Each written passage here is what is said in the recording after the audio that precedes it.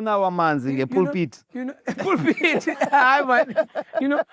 You take a musical score. Let me get the water. You take a musical score, and you don't even have to be there. Like we're doing. No, I mean what I understand constituted the convenience. It was really just the convenience. Exactly.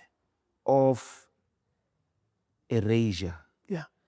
Is precisely the absence of the record. Yeah. So nobody would have heard the melody of Bach or Beethoven. But Beethoven left a score. So someone else can pick it up. And say, this is the melody. This is the melody. Yes, of Makwem Kobata, yes. of Tio Soga, and all of them. It's interesting. Every now and then we hear of, in the opera, in the classical world, you'll hear of a score that was discovered, that was lost. Yes, this is Mozart's lost score, and or. Hence, we are writing.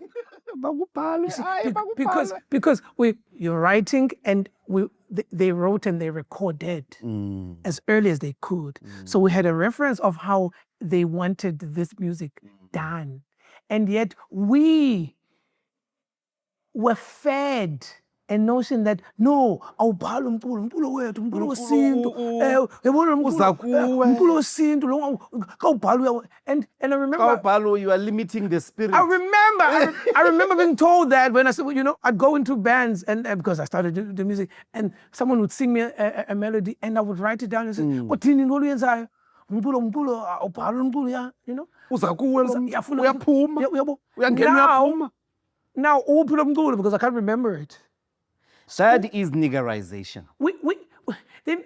But we believed it. We must be always those caught in rhythms of primitivity. And that, I find that to be a very last assault on African humanity, by the way.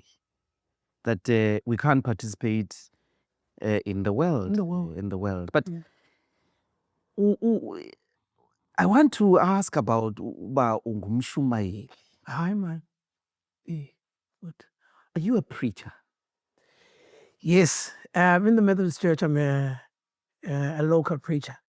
So what does that mean? I'll tell you why I'm asking. Yeah. I'm not very good with these things. I know you know that I'm not. Were you called? Did you hear a voice in Bizba? You must come to be a priest. I grew up in the church. All I know is church. But and did it have a Sunday school? Yes. I started Sunday school. So you were in church before you were in school? Yeah, definitely. The first institution really was the church. Because I'm the youngest at home. Youngest, and it's a full house. It's a family house. And when we go to Sunday school, there's about 8 or 9 of us who go to Sunday school, and I'm the youngest, and I'm just following. But I'm grappling with things always in church. I'm always like, why are they doing it like this? Why are they doing it like this? Why are they doing it like this? Because I also remember that when I came from Tabega to Cape Town, I said, yes, nobody knows me here. I can just stay out, because at home I was involved in the choir, in the band, in the other choir, in everything, But in the church, I remember I sat in the last row whenever I would come. I'd sit in the last row because nobody knew me. I'd sit there and just listen to church. And I don't know, for some reason, every time I was at church, the choir would just butcher songs. Butcher them. Which is like, and you'd be like, yo. And I vividly remember feeling or getting this feeling that, you're the one who's going to sort that thing out. And I was like, no, it's not happening. So they are conditions of butchering a song. Yeah. I want to come to the butchering. Ndixelele uba ungumshumayeli. Unless you are wait. you are taking me. No, I'm taking you there. Okay. I'm taking you there. So eventually this thing keeps happening. And one day I woke from res to choir practice to where the choir was practicing. And I asked the guy who was the conductor, I said, can you give me a chance? And he goes, okay, cool. And that's when I started conducting the choir here in Cape Town. And that lasted forever. And after that, I joined the YMG. That's something in the Methodist Church which is called the Young Men's Guild. Joined the YMG because I love the Bible. I love scripture. I love grappling with scripture. I always say to my friends, I love the fact that the gospel still speaks for itself, even today. It doesn't need us to speak for it. So as a document, the Bible is one of my favorite documents to read and to grapple with, And the YMG was a sort of the next step because you are dealing with men who are also in the same path. We just want to be part of something. But there was more. I had ideas whenever I'd read, because I think I read a passage or some passage of scripture every day at least. I'd have these ideas, you start reading outside of that, theologians and other people who speak about the Bible. And I had ideas. I wanted them to share this. And in the Methodist Church, you don't just share. It's called study, because we the Methodist Church. There's no improvisation. We don't want that. We want to know at least that you have. Hence method. Method. Yeah. 2 years, you're on trial, and they listen to you and they crib you, but you're studying this side, and you must pass the college side of things, and you must pass the practical side of things.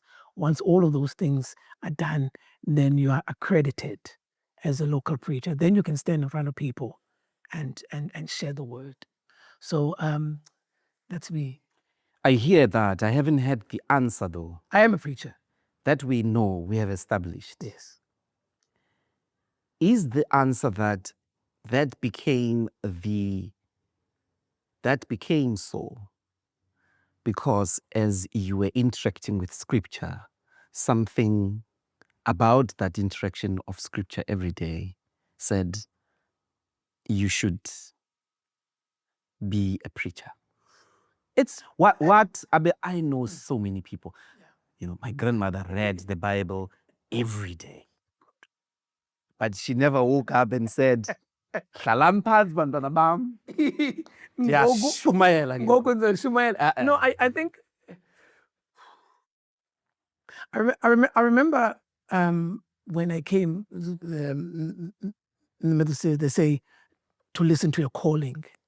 You go to and present yourself. And I said, I'm not sure what's happening. I stood in front of those ladies and gentlemen. I said, I'm not sure what's happening. But every single day, I'm getting a strong sense that this is one of the things that I need to do. And I've been running. Do you think, would you use the word spiritual for that? Yeah, no, definitely. Definitely. When we were at college, studying music, there were a few of us who were Christian, and we ran away from it. We're just running away from it because we're like, man, you can't be a jazz musician and do call, and we all ran away. Even playing church songs, we play them in the corners because jazz was seen as this music of these people who were just out there in the peripheries of society, and so we didn't even think or know that we were going to be accepted then if we had openly said, but I always say that when our mothers and our grandmothers prayed for us, they prayed for exactly that we might not leave this thing that They've given. they gave us. It seems so unfashionable Yeah. for self identities of progressiveness. Certainly, I think in ours and maybe many other generations, it seems so fashionable to be dismissive of what you've just said, since nonetheless what you do is firstly cosmopolitan, but also it to be progressive sometimes must necessarily be this questioning, almost complete rejection of particularly the Methodist Church, because it was a colonizing church. Isn't it also true that these were the struggles of early activists?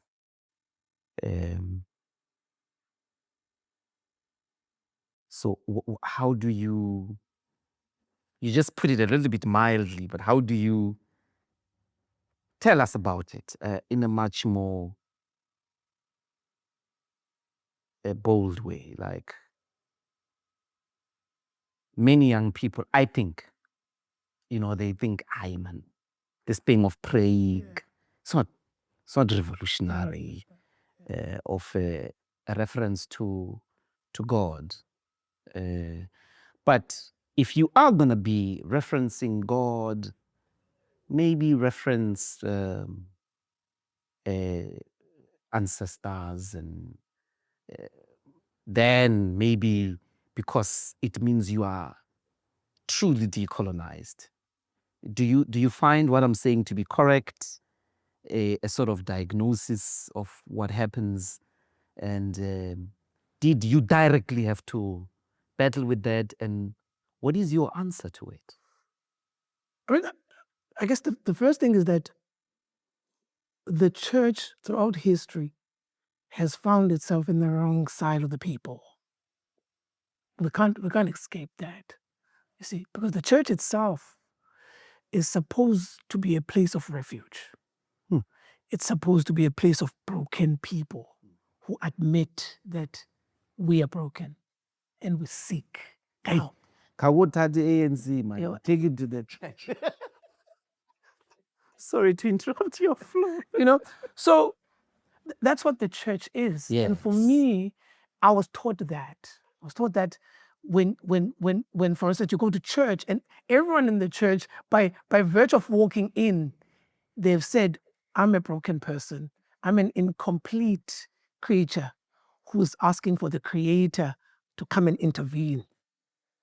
But the church, because of izinto zayo, because the church has been given to people.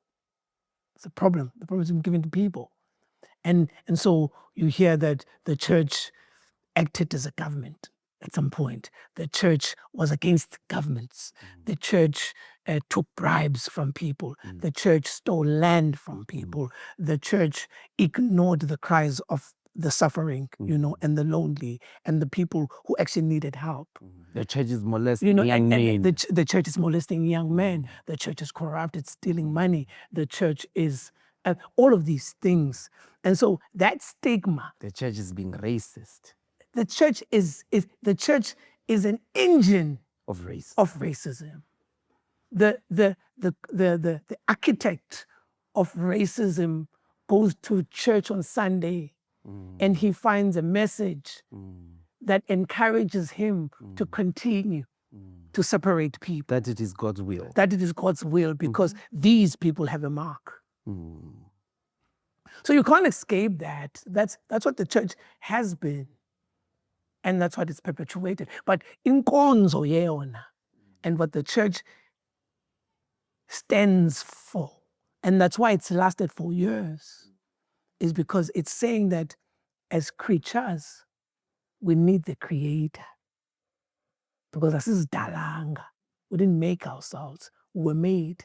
And every now and then we're going to hit a snag and we're going to hit spots in our lives where we cannot navigate this life and we need to return to the creator. To come also to your question is that it's how I was brought up. In my household, we prayed. In my household, we sang hymns all the time. As a matter of fact, I was fortunate. I didn't know I was fortunate then because it was just a thing we did. But also, ngoMgqibelo xa kufuneka kwenziwe into enkundleni ekhaya, ibisenziwe into enkundleni. Mna ndithathwe ndisiwe emazizini ekudlamini. Ndenzelwe imbeleko yam, ndishwanyiswe, ndenzelwe zonke izinto eziyimfanelo yam njengomntana wamazizi, njengomntana womXhosa. And there was never something that wanted to pull these two worlds apart in my world. And so I grew up like that.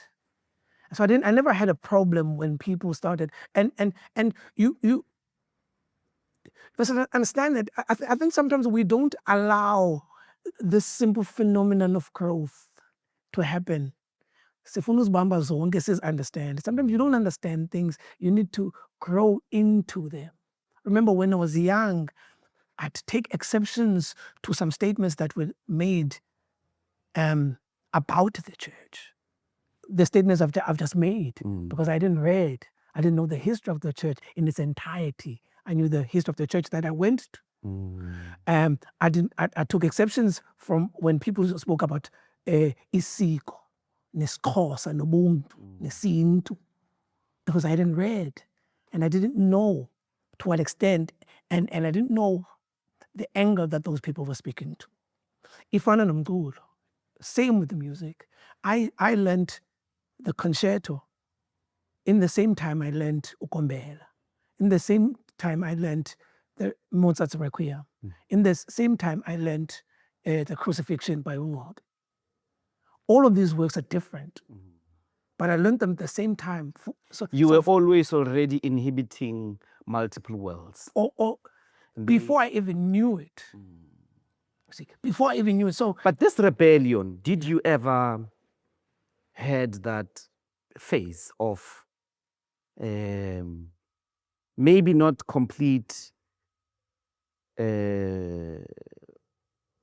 arriving at atheism, but a sense of I'm a revolutionary thinker and the Christian God and the European church and the Western church and must be completely rejected in favor, for instance, of some autonomous African, I don't like the word indigenous because you make them sound non-universal, but for the sake of the conversation, that's the authentic space, indigenous. Weren't you ever tempted to throw uMakhulu out? uMakhulu, I mean, she's somewhere in here.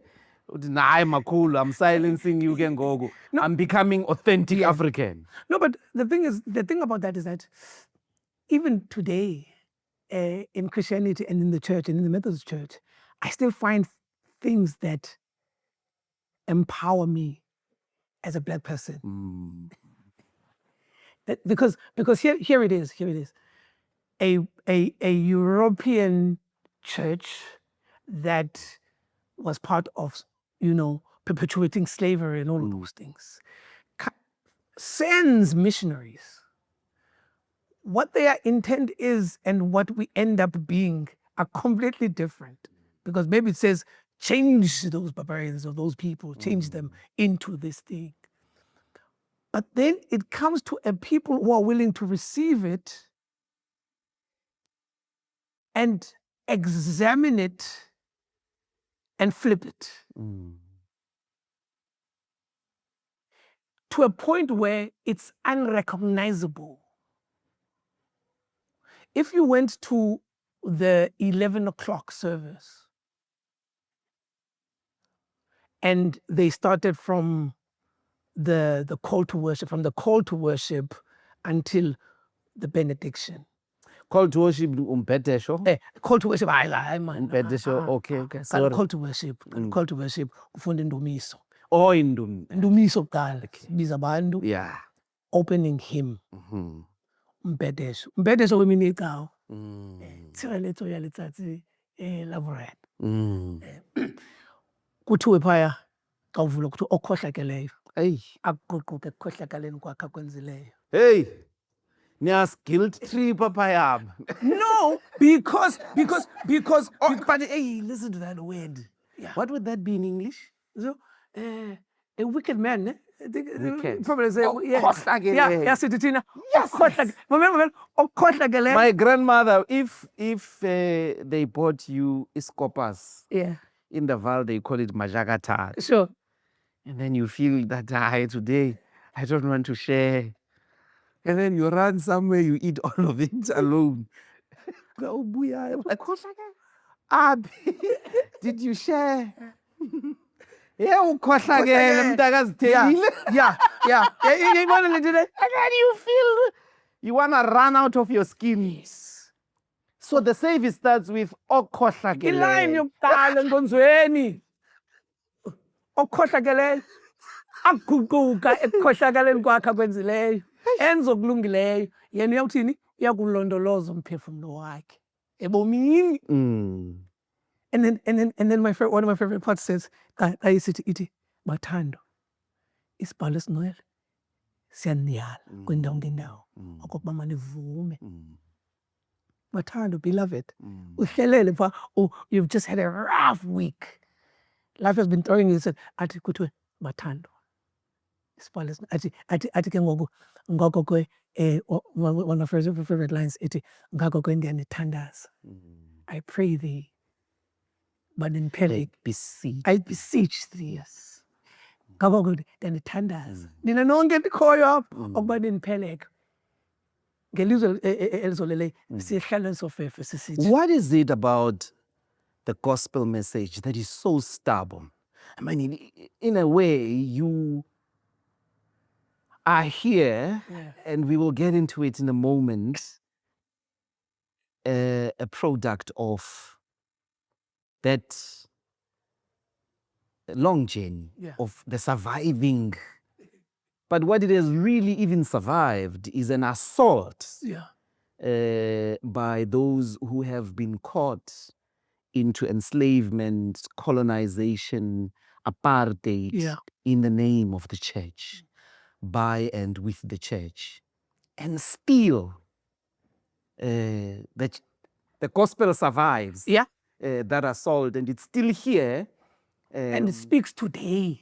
Yeah, what is it that is speaking that has survived all those assaults? No, because the gospel deals with the human fundamentals. You see, where now without believing, you might be an atheist, you might be anything. What you want what you want for yourself is a better life. Agreed. And you want a people with you who will help you achieve the better life. Kaulala, you want to wake up in the morning to a better day.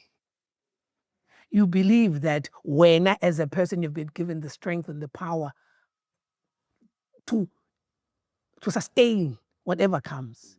Iti lechebu, kufika the authorities.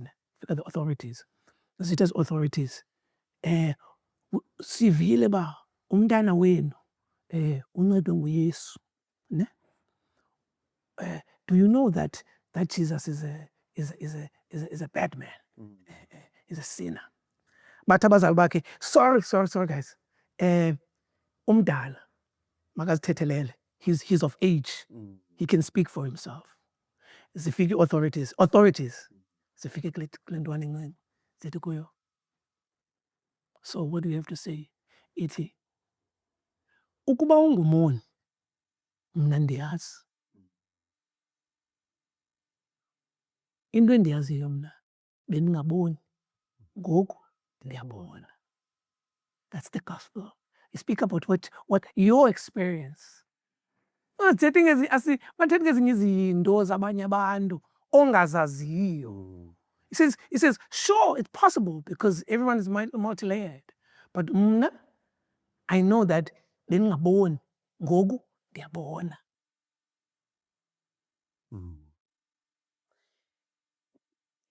In your work,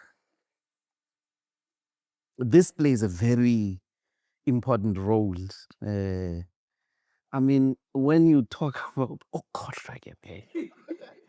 you know, when you say, you think about your compositions. Yeah.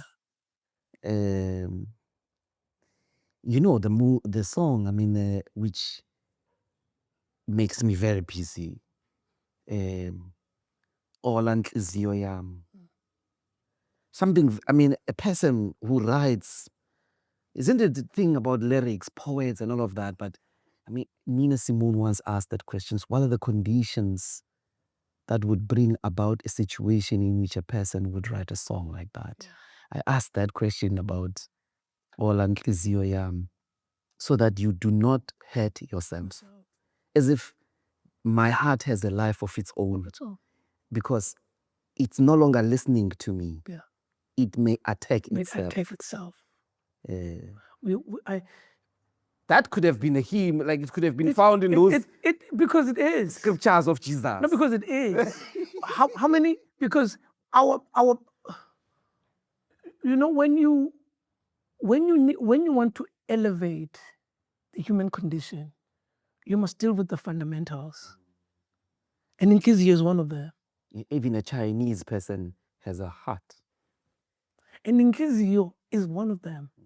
When you've lost control of your heart,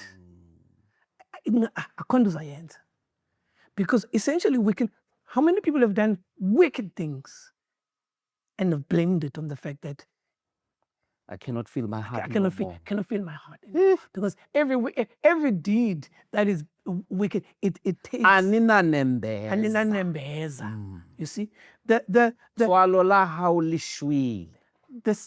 Exactly. The simple thing is sithina singabantu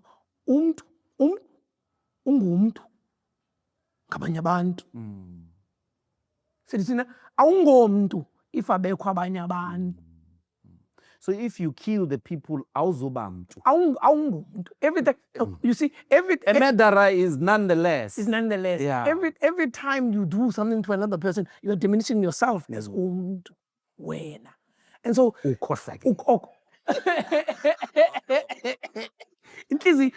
so I needed to take charge of my heart. Be still now, you know, because especially as umuntu oswelekela umama, ngumuntu oswelekela umakhulu, oswelekela ngumntwana. You see, umuntu, my younger brother Olwethu died in a car accident, and that's the death I struggled with a lot, because with car accidents is kangakule. Buthetha naye in the afternoon and in the evening or an hour later. So you can't see it in your mind's eye. Yes. I struggle with that. And so you'd find yourself being pulled by those feelings in random times, and they ravage you. And all of that is happening here in the heart. And I'm not saying forget, but go. Yeah. Accept that it happened. Because once you do that, I mentioned that to think with you about the hymn in the struggle. Sure. Because it seems to me that there is a birth of a hymn which is particularly made of a struggle with these propositions. That for some reason Christianity, as it introduces itself to our people here, and certainly we know now that there was Christianity in Africa before there was Christianity in Europe. We know that. But we didn't. That's fine.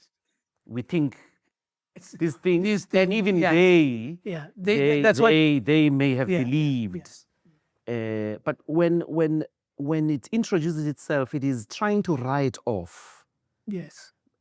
It includes our people by way of inferiorizing them or diminishing them by erasing them and writing them off. But it turns them to, in a way, look at their ways as demonic ways. So le misebenzi yobuzizi uthetha ngayo, they would like you to, they condemn that as the, and yet, and so for that reason, part of what happens is in the struggle with that. So I want us to traverse back to the 1800s. Nsikana and Tiosoga. Somehow they reconcile this. We are going to be Christians, but Africans. We're going to be African Christians. Being African Christians is not to demonify our Africanness. But the hymn is born. Part of what happens is that a hymn is zimvo zabantu abansundu within the Presbyterian and the Methodist Church, the church as a whole. Tell me about the birth of that hymn. I'm asking about it to arrive at a question of, is it, so to speak, the beginnings of the South African music standard, the local music standard? Is it in the hymn and its struggle with you are Christians but less Christians? We will speak for you. We will teach you to pray. You cannot pray on your own, blah, blah, blah.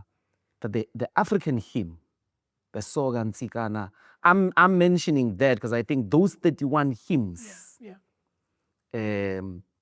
must tell us something about the birth of a certain sound that did not exist before, and that from there inaugurates a huge culture that I think today people just assume it was always there. Always there, which we, but tell me about that reading, as it were. Let's look at two.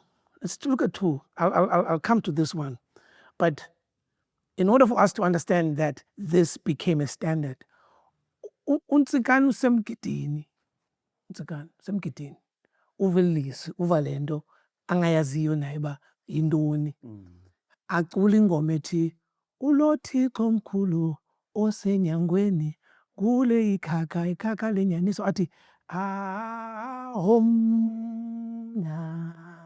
ahomna, ahom. You see, uyombela. The first time umuntu uzokombela ngoba uKristu. Be enselweni, in a place excelwa kuwe. And so because that particular hymn has everything of the culture, I'm sure people realized later what the lyrical content was. Because bebesithi bona xa belandela, hum, and then there's the lyric on top of it, right? In the same mode as Charles Wesley would take a popular song in the shebeens and in the streets and change the lyric and sing it on Sunday in the church. Because he needed to take something that was already in people's psyche in order for them to relate. They will realize later that the lyrical content is showing them this. But now, from that doesn't, ulothi komkhulu is not in the meter of the hymns. Because we understand that the hymns, the English hymns or the Anglican hymns, which a lot of the hymns that we sing now are translated from, zihamba nge-meter numbers. So uzawuthi Thixo akunangqaleko, Thixo akunangqibeko, ukho endaweni zonke, ukho ngamaxesha onke, right? So that's 888 meters. So it means that's 8 syllables in 4 lines. So when you're translating, you know that you must translate On top, yes. yeah, on top of this.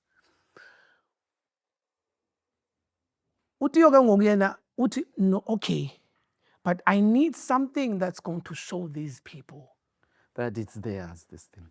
that Ndiyayinqanda. ndayithatha ke Oh, ngoku le nto. yes. Ndayithatha le nto. Ndiyayinqanda le nto. Yabona le nto yenu Ngeyethu. yethu ngoku. Asonto You have no idea. lisidinga lakho, Thixo Nkosi yenyaniso, zonke intlanga zonke izizwe mazizuze usindiso. 8888.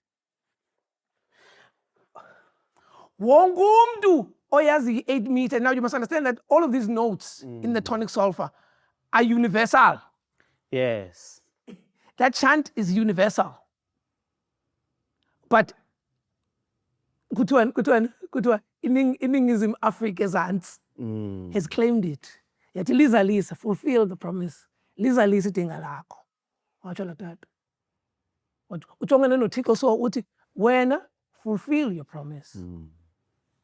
Abantsundu nabamhlophe. White people couldn't have. They didn't They couldn't have. ayikho loo nto leyo ulatata uthi abantsundu nabamhlophe mabathini bulele kunye. Back then 1870s, Yeah. 1860s, I think, yes. So do you understand how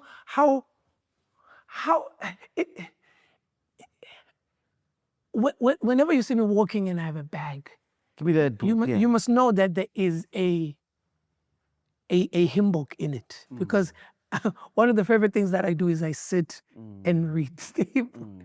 Because I'm amazed. I'm always amazed by the genius. A friend of mine used to say, Thixo bekhona those meetings when they were translating, you know, because I'm trying to imagine what was going through the psyche of this man.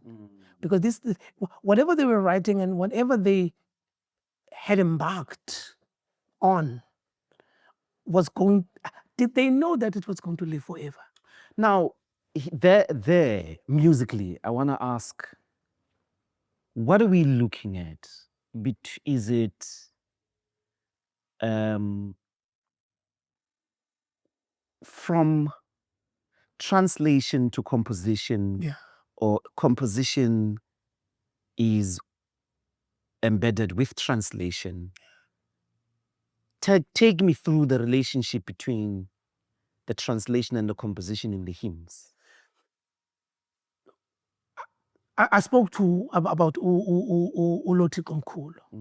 It's outside. It doesn't have a meter. If you go to the hymn books, it doesn't have a meter. It's got a very composition. Yeah, it's got an odd meter. It doesn't fit anywhere else.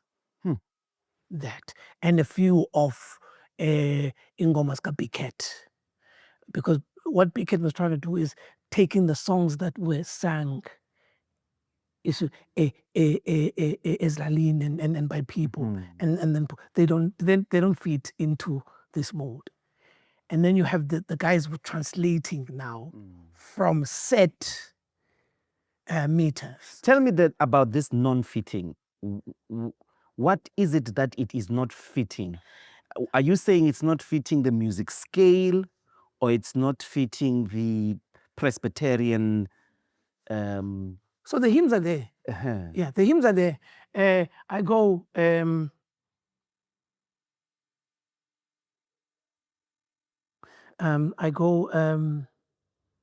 As the deer penteth. There's a green hill far away. a green hill. He what? Yeah. Far away when the body da da da Yes. da da da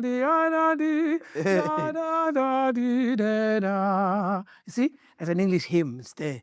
So if ndithi mna kukhwinduli eluhlaza engabiyelwanga apho Yesu bamlimaza wafa engonanga. I've translated. I see that. And the lyrics are also as much as possible close to the original. No. Tell me about that. No. They took liberties at that. They started like that. So there are manuscripts somewhere that you can find where there's a committee, I think in 19, I can't remember, is it 12 or 15? I can't remember the year. But there's a committee that is set up to make sure of these translations. And they start literal translations. But as they're reading them, and they're like, no, we can't, these are problematic. These are problematic. They then question each other and change certain words. But I think there's a sense that they're still very careful because they don't want to lose the main meaning. I see. But the more confidence they get, and I think someone in the manuscript says, do it prayerfully. When you translate prayerfully. And in my mind's eye, I think that might have been the catalyst that says, okay, we want something that's going to what? Represent us. I see. Because we need to take this message. We know the message. Yes. We will put it this way. You see, the hymn you were singing, as the deer pants for the water, so my soul longeth after you. Bathi bona, njengebhadi libhadula. Wondering. He uses that. Athi, njengebhadi libhadula ukufuna umthombo. Athi ke ngokuyena, iyafuna njalo Thixo inhliziyo yakho. Longeth after thee. Yes. Iyafuna njalo. So, although you know, because now you know that this is a translation, your soul can't find the translation. You don't know, you wouldn't know which came first if we didn't know the history that we knew. Because this is so independent of this that you can tell that this translation was done in another.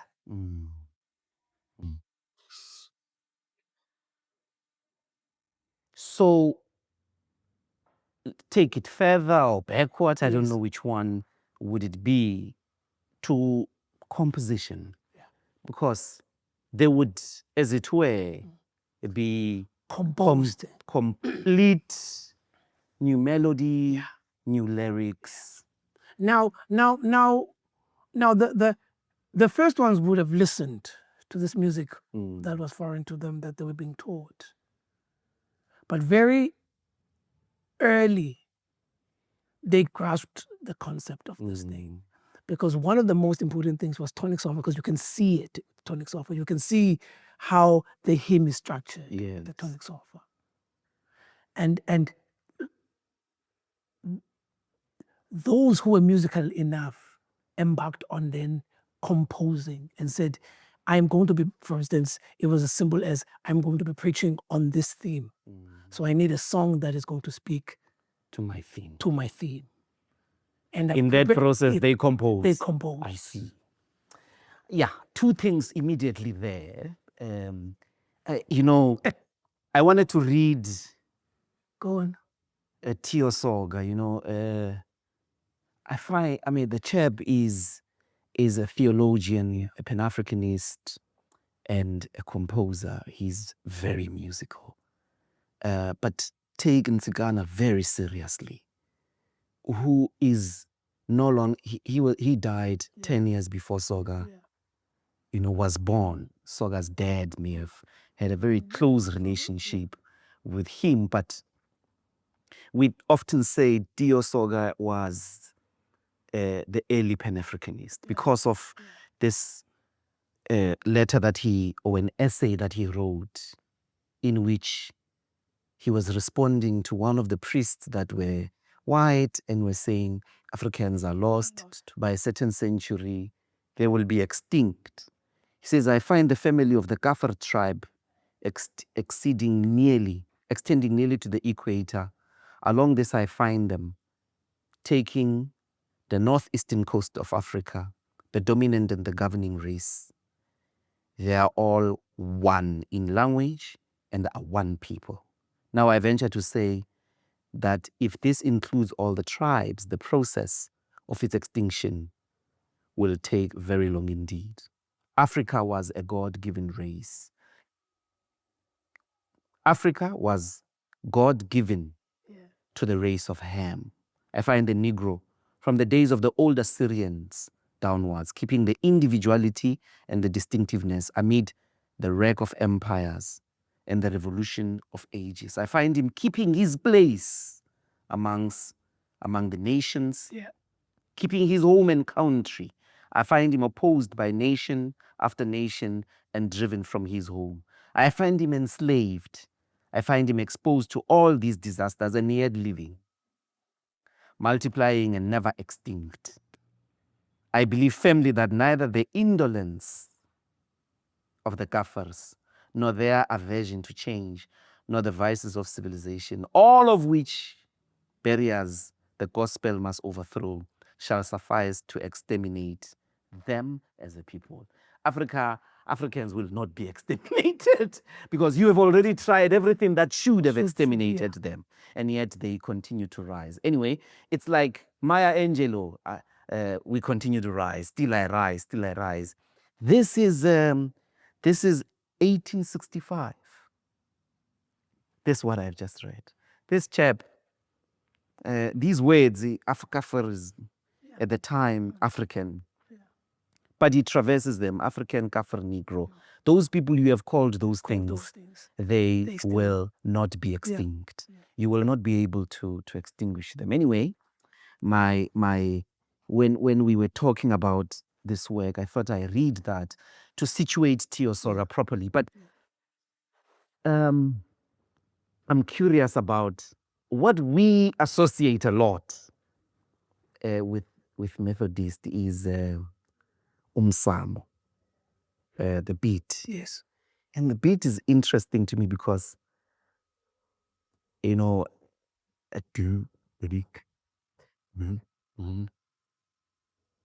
is one of the things that are definitely not an imposition by Europeans. Do you know where it comes from? Amadoda and the YMG now, they originate from Paguni, the men who went and worked in the mines. Yeah, Kutukukup Chief. Jose Maboni. Zonke zandawo zine mines ba. So kusuka abantu ngabantu. Okay. And these people bakhuliswa enkonzweni nabo. Siba ngabantu abakhulela enkonzweni. And on Saturdays, they're like, I'm a mastibane. The other groups would go, say, to dance, the dancing, or the ones who played soccer would be soccer times. And then there were these ones who said, Mtandazo nje against bonzo forward, And we're told that that's what they did, and they sang and they preached a bit and they believed in mission. YMG is all about mission. It's getting people or preaching people who are outside. They are called they're sort of like the envoys of the church. They evangelize. They evangelize, and then they come. So, and it was a practical thing. Yoba masivane singalandelani because akekho conductor. Because ordinarily in the church there would be sithatha no conductor. Sonke ke ngoku we can follow the time. I see. But ngoku silapha situla sonke akho conductor, no one is conducting it. So sineda ke ngoku ukuthi zovata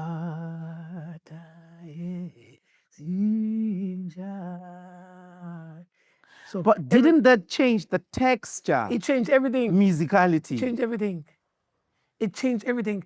I still maintain, and I always make this bold statement. I say, Amadodana Sawisile gave at least the Black Methodist Church the color that it has. Jesus. It's a revolution. They, Because that thing, man, I mean, come on. everything. It feels so about And It feels if you want to take it deep, because as a vocal, as a being, isn't it that we are carbon body? That's exactly what I was going to say. That's exactly what I was going to say. It speaks to the and it has the groundedness. Makes sense. It makes sense that it was the minus. Yeah. That's a thing that could be invented in the belly of the earth. It's very, very practical in that sense. No, but tell me, what does it do musically? Now, if you were, let's say we all get, because the climate is so dramatic, we did not take care of our levels of emission, the oceans are boiling, and then what survives are the hymn books. How will the people who survive know how to do that thing?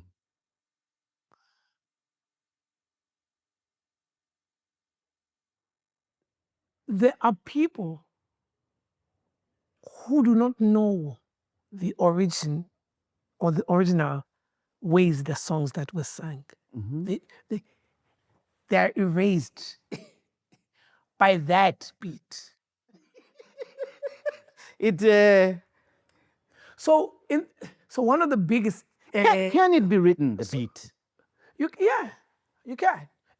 Most of those songs, because drums can be written. No. For instance, most of those songs move from a 4/4 time to a 6/8 time. That's what the beat does, because the beat is 4, 5, 6, 1, 2, 3, 4. Now the song might have been sang as da di da da di di da da da da da, right? So by just going e e e and then go, and then you want to die, you go, if I died today, I'm going straight there. I know, and 80% of people were in the YMG. Even like 60% of people who joined. You see my problem with history, that should our resistance to the embrace of the record. Where do I find this? Put that way. Yeah. And written as a musical contribution. Because isn't it that today in the music schools, you will be taught jazz. Yeah. And it's quite a thing now. It wasn't. It's quite the music consumed in all the elite sections of society, kings and bourgeoisie. Because somebody at some point decided, to hell with all of you. Yeah. This is a music. This is a music. Yeah. What do I find? Because what I hear there, we may disagree, whatever, is into in music. Maybe it's a combination of so many things, but where do I find this musical explanation musicologically? For instance, at the moment, there is a slight shift in the rhythm. Because over the past 15 years, I say, there's been an introduction of ijembe. And the young people have gone to ijembe. And now the djembe plays another rhythm. Now they go keketung kekekong ke kekekong kekekong ke kekekong kekekong ke kekekong kekekong. You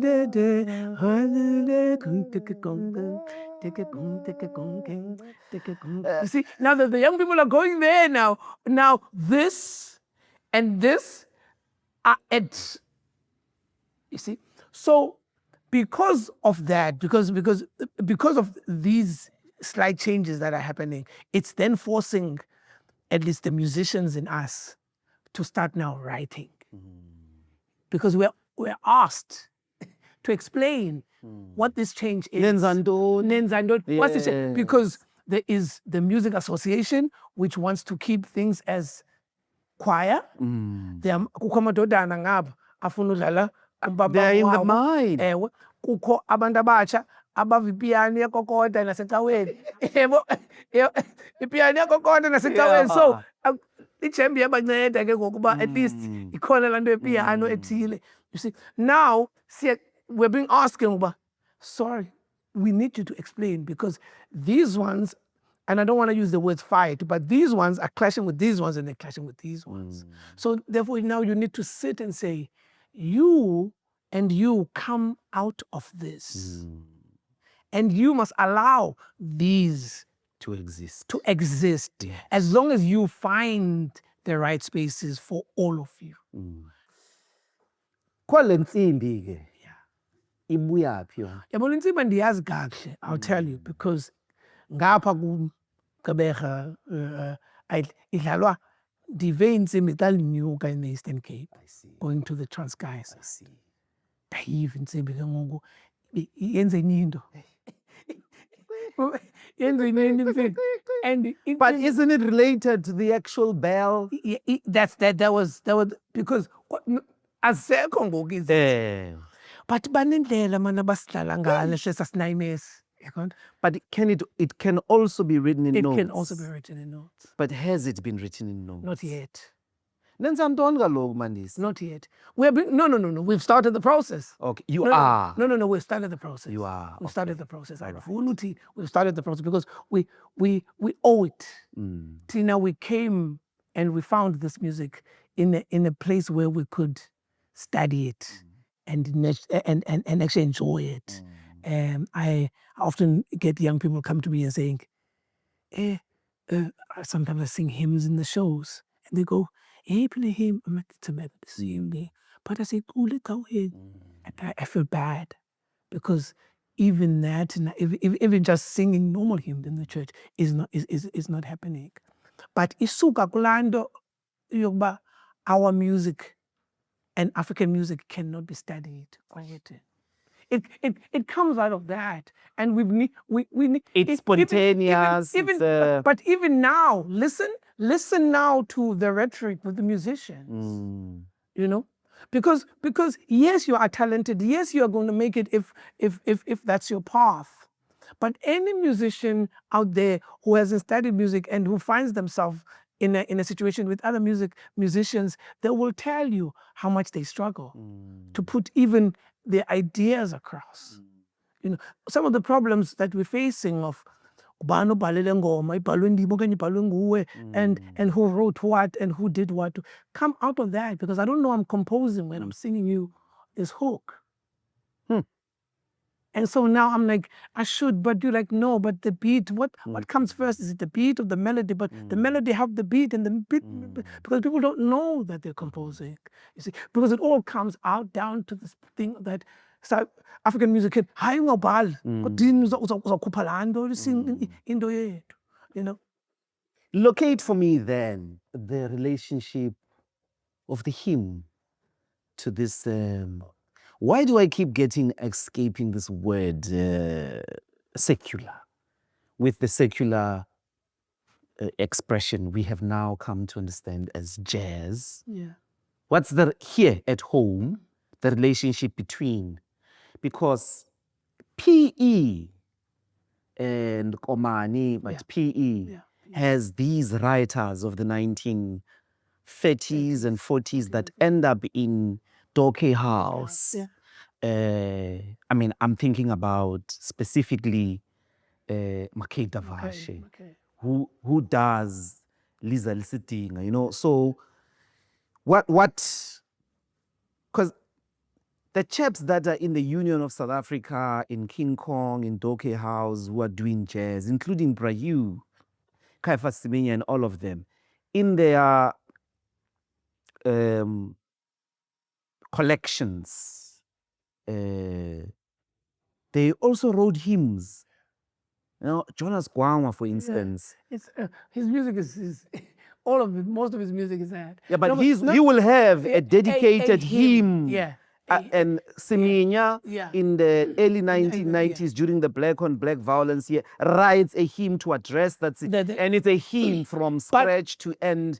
It looks like the hymn had been very central, as it were, to the beginnings of jazz. But also, and this hymn, I'm specifically referring to the hymns as we have discussed. Yeah. But these musicians you're talking about, the only way they would access even just music education of some sort, instruments, would be through the church, wherever they were, because those were the places where that had access to instruments and formal music training, if you like, and so when you hear a lot of them, they have choral training. You listen to... What does choral do to a musician? Trains your ear,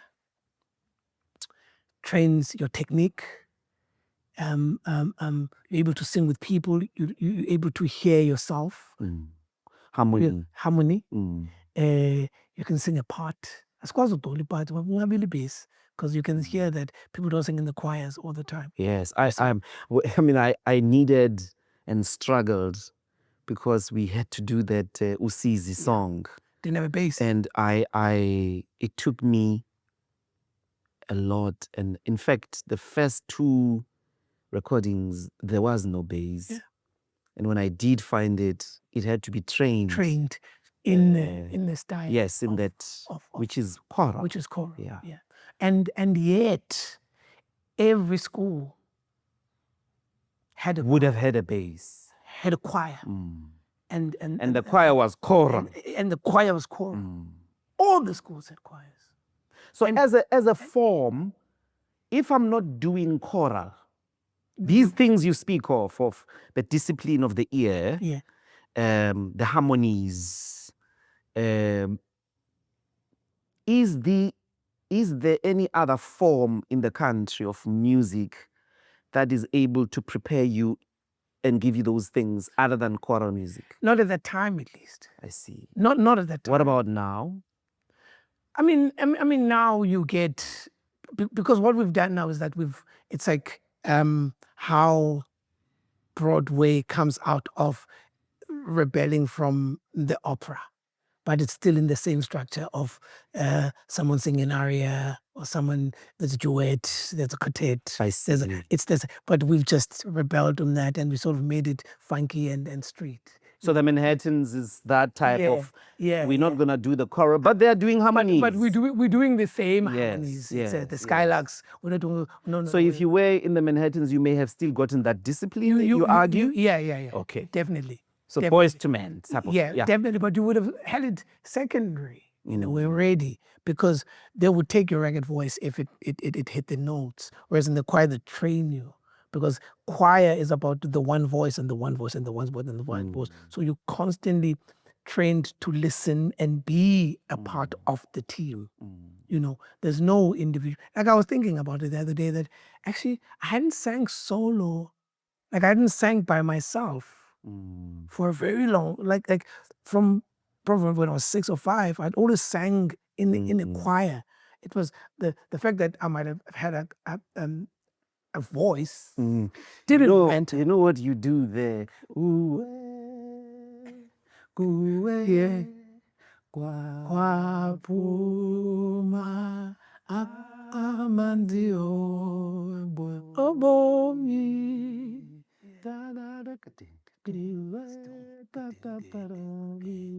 The whole song. Yeah. That's the song. That's the song. It could have been I must pay a lot of royalties to the church. If the church really If the church was if the church really was does a hunter of compositions and original and what, you all would be in trouble. We would all be in trouble. Okay, tell me about jazz. That's the question, obviously, of jazz's birth with choral music, with hymns. It looks like, they call them Negro spirituals there. I don't know that that's what Tio Soga, Enoch Sontonga with Nkosi Sikelel. No. In a way, I think that's a very, very wrong. It's like saying indigenous forms of writing. Why are they not just writings? But ke ndixelele nge-South African jazz. I think so. You have this. So the music that is there for a very long time is formalized. It's choirs, it's small groups. It's formalized, and so the history tells us about the ships that came, the big ships that came to our shores, and it had people who were playing your sort of minstrel music. Brass bands. And so they'd come out of the harbors and play this, and play this music, And apparently there was a choir that came as well, and toured the Eastern Cape. It's the first sort of introduction. Dr. Hotep Galeta says that it's his first introduction that people had to the other music. And I think then, with then understanding or the study of the history of Black people in America, people start resonating with that. And how that art form there is used. And so the people, the guys who were playing brass and marches in the army style or in the marching band style, start to listen to this music, of the early Dixieland, of the stride music, and then all of those things, and they want to find themselves there. Because if you listen to even the textures of those singers, say in the 60s and the 50s, their textures, if you listen to the Skylarks and you compare that with Ella Fitzgerald, it's the same. Sarah Vaughan and the Dorothy Matsuko, same, because they wanted to find themselves there. And they would sing in English, even in the earlier things, because and the more people studied and understood what this form of music that was happening there was used for, and its reception by the other, the more it propelled the people here to then start maybe singing in their languages, saying Ons Polai, Middlelands, and Nenen, and all of these songs. Now, this form of music that was entertainment, but as it grew that side and it became protest and it became the people claiming or music that at least gave them a certain identity, But also a voice. A voice. A representation. A representation. Becomes a similar weapon here. But when it starts very small here, and it's really, they don't really take notice of it until they see the following that it has. Because now the people who would have been going to on Saturday to listen to the choir sing, they've got a place to go after. And the big thing now is that this music is unifying people, which was then the dangerous thing. Across cultural, ethnic groups. What? It's very devastating to apartheid and colonization. What? And most of it doesn't, and sometimes it doesn't have words. But these people are combining in this democracy of sharing the space, and this one is sharing the space, and this one is making this other one look good, and they're doing it with integrity. And these guys wear suits and they look good, and they carry themselves as superstars, and they're giving an impression that everyone is equal in this unit. Then it starts becoming powerful. It starts becoming troublesome. Are you a jazz musician? I studied jazz. I studied jazz. I have an answer. I had an answer when I was running, actually, for you, because I knew you were going to ask this question. I cook with the jazz ingredients. I see. What comes out, I don't think is jazz. In the true sense of what is a South African jazz example? Is it Meningberg? You see, when because that's the thing, you know, when we, for me personally, when you say South African jazz, I think of Winston Mangungu. Okay. For instance, for me, the most you say South African jazz. What age is that? You see, is it the 19? It's the 50s, no? 60s, maybe. Maybe, yeah. You see, that's for me. That's that. What if you say a South African jazz standard? If you were to sing, if we all in a ship in the middle of the Indian Ocean, let's forget the Atlantic. Yeah. We are going to India, and someone says, "Let's do a South African jazz." We say la kufonilanga. Is that so? That That sounds like a hymn, though. But that sounds like a hymn. Listen, we go, Ndoamba dikufun, because because we have song and we can think, and I know sometimes we think we're so different and we are so but formative, it's the formative years. It's your formative. I see. It's your formative years. What was planted in you in your formative age?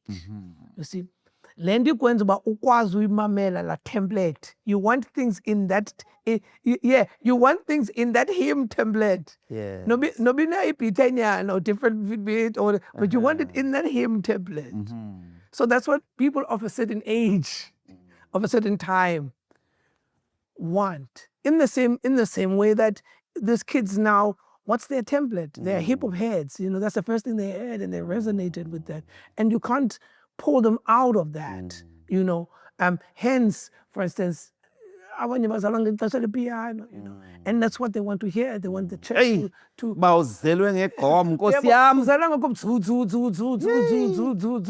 you know, and that's what they want to hear. And for me, as a musician, I like to watch that, you know, to watch how, and it's beautiful now because there are different events and you can see people really enjoying what they're into. Let me ask, because I mean, we have done this traveling of choral. We are talking about a specific place, but isn't it true that there were so many compositions, another scandal, related to weddings? Because Jesus, imagine the musical compositions, because a wedding by nature back in the day, belibene a step, belibene ngoma yayo, yalo mntwana uba ushada nobani. Yabona? My aunt, and I'm talking very recently, composed a wedding song when my uncle was getting wedded. I don't know what's the word. And then she's just, because abantu abadala, man, they are rude sometimes. Hey, sekulupata se, unosikeleka, sekurekata. Said, we're not going to sing that. So, uba umuntu ufana ne-tortoise, wana, sekulupata se, unosikeleka. Nabo bazobuya ngeyabi ingoma. Klasifikayo, bazawuxelela nabo bazobuya ngeyabi ingoma. So, do you see the space of South African composition in weddings now? We don't think those things are important. Even nasemigidini, in every facet of our lives. Can you for once, Mandisi, xa ugqiba ngale umbhedesho, sibambile chief, siphethe man, inhlambululo. Yes. I know there's a closing one because umahim, but during COVID, ngesisuthu kuthiwa ke la urhawuleza ngakubhaqa singing a Gqeberha composition related to love, to a wedding song. Yeah. Could you think in that direction for an album? Because I think To plug into precisely the scandal of, you could actually compile a wedding songs book in South Africa. yeah. No, there's a lot of those things. I had a wrestle now, as I was telling you. There's a lot of those things that are coming now because I needed the 3 albums. In my spirit, I just didn't think I'd earned the right to speak about other things. First album, Introduction. Second album, You Here. I'm also high. I'm also here. Third album, I've contributed something to the South African archive and songbook. But these are things I do in the theater. I see. See, that's my work in the theater. In the theater, we're doing a play about refugees, from a book by Johnny Steinberg, Assad, and all of those songs that I wrote. They were traditional songs, or I got even traditional songs from even Somali to South Africa about traveling. So the piece had that. I see. I did a piece, SS Mendi, but the SS Mendi, and I had to go back, and because the men in the Mendi would have been taught, would have been taught military marching songs, but when that a boat is about to capsize, they go back to who they were. They take off these European uniforms and they do the death drill, so they come back to themselves. So I do all of those things. And I think what will then people will start to see now is to formalize those things. Even with the hymns, for instance, the hymns are not recorded, some of them. I find this work important for what you are doing, because the writing is it's a plugging into an existing. You are refusing for a central tradition to die. Yeah. You were doing resistance work. I mean, it's like when I switch on your record, listen to me record.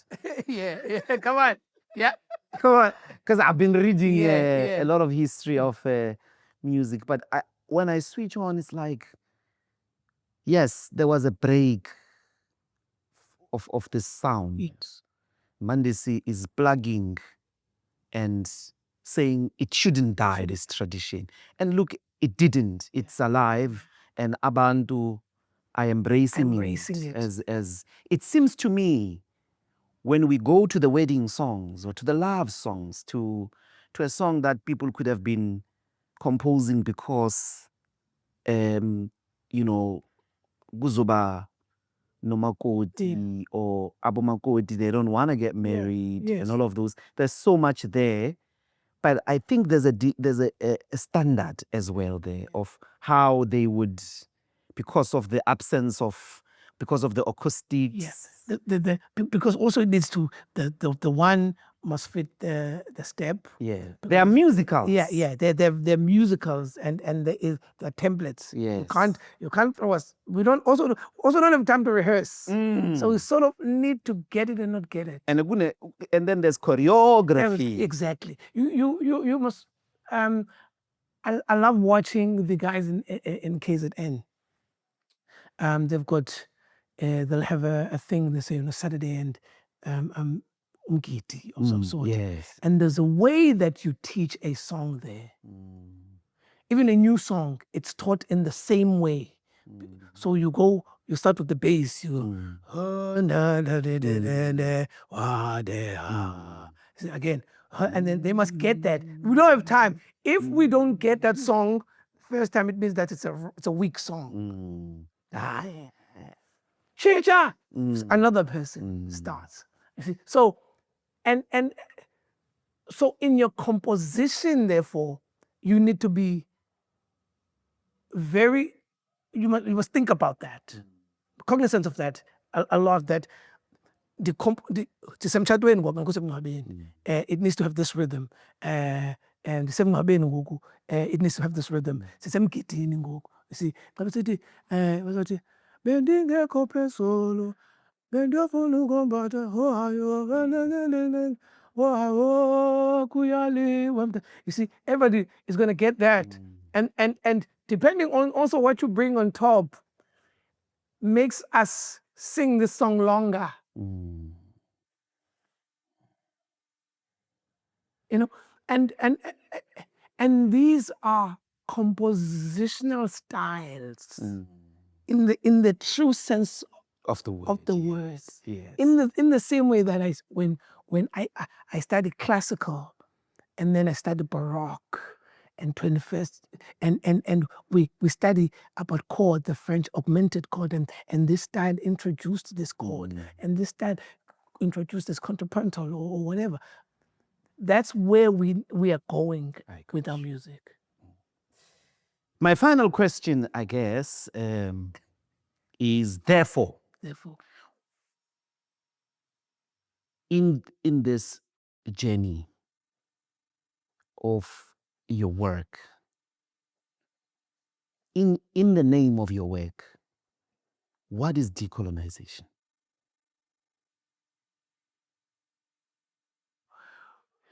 You know, whenever I encounter or hear people talking about decolonization, it's crazy musicians or an artist, but I see people who are just trying to climb out of the water, to breathe, literally, to have a space to breathe, from below the water to breathe. And I think when we look at the things and everything that we want to decolonize, we want to be able to look at ourselves and be proud of ourselves. Let me make an example, a small example. Do you know how you see people in the streets, how they have joy when they will see a white child or even a lady or a person speaking in Sesotho or in Xhosa? You can see the joy. They go, he's what it was. Imagine that was normal. Imagine that interaction was every day. Also, for me, decolonization is about people finding who they were in essence, the essence of who they were, so that they can choose who they want to be. Because the thing that is so disappointing sometimes is when you look at your life and you think all the choices, all the path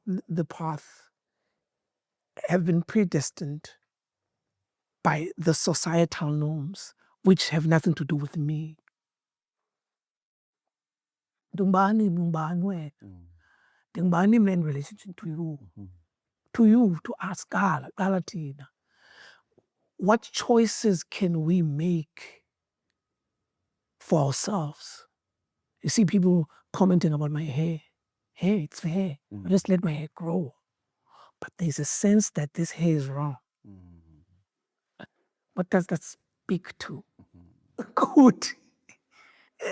It's hair. I can cut it and it'll grow back again. But what does it speak to? Not wanting to see someone like this or someone who carries themselves like this. Is this simple thing which is visual in other spheres of our lives? Do we really want the things that we want because they're needed by us? Or these are just the things that we're told that we need to. When I talk to my friends, I say, the template is white. The template is white. The entire template is white. And so when we decolonize, let's decolonize the template. So that ndizoyazi uba ezi zinto zifuna ungumandisi. Noba wherever they are. Because Zizimvo zabantu Zabantsundu. abantsundu. See? But it's education. But it's education. Never happened. We can talk about it. You see, when we do not educate people, when we don't take a very robust sort of path in knowing that abantu bethu bazawusinda ngemfundo qha. We can say all of these things. If you're a government, and you're saying you care for the people, you are for the people, sfundise. Make sure that we have access to education. Just even that, like think about it in a practical sense. If you spend 12 plus 6 is 18. If you spend 16 years on one child, you've taken that child out of poverty. They will change their families. They don't need you. They don't need you. Everyone here whose family, their families who would not, their lines would have been gone now, hadn't that kid passed matric and gotten that certificate, and we think that is not important, and we're still making that very difficult. How do we know the government cares for the people? Is that it educates them. Fundisa abantwana bethu. Is there possibly a song for you that is the statement of decolonization, that in all the 3 albums and many, many other of your works that says this? If you were to choose one, what is that song that makes the statement? Well, I'll find it for myself. Find it for yourself. please find it for yourself. It's hard. That's a hard one. Thank you so much, man. No, that's tough. Yeah. That's tough because Well, I'm a consumer, Yeah, that's tough because for me, of your music. So because for me, it's just I constantly want people to be elevated by the art, because the art can do that. And I don't want to speak for the art, because for me, I feel as an artist, I know that the art of a country is people's consciousness. So when you feed people good art and you make sure that people have access to good they art, shall have good souls. good souls, consciousness. Do you know, in 1994, concluding thought, they then had to take a decision. Scripturally, you would love this. They say, what shall it mean for a man to inherit the world and lose his soul? So, comrades, as we inherit South Africa, how do we know that we will not lose our soul? We establish the Department of the Arts. That's the foundation. When they explain the people, they say, it is the only department we formed using a scripture. What will it take for a man to inherit the world but lose his soul? And we lost the arts, the Department of the Arts, it is supposed to say or do this, what you've just said: feed us excellent, uncompromisingly excellent art.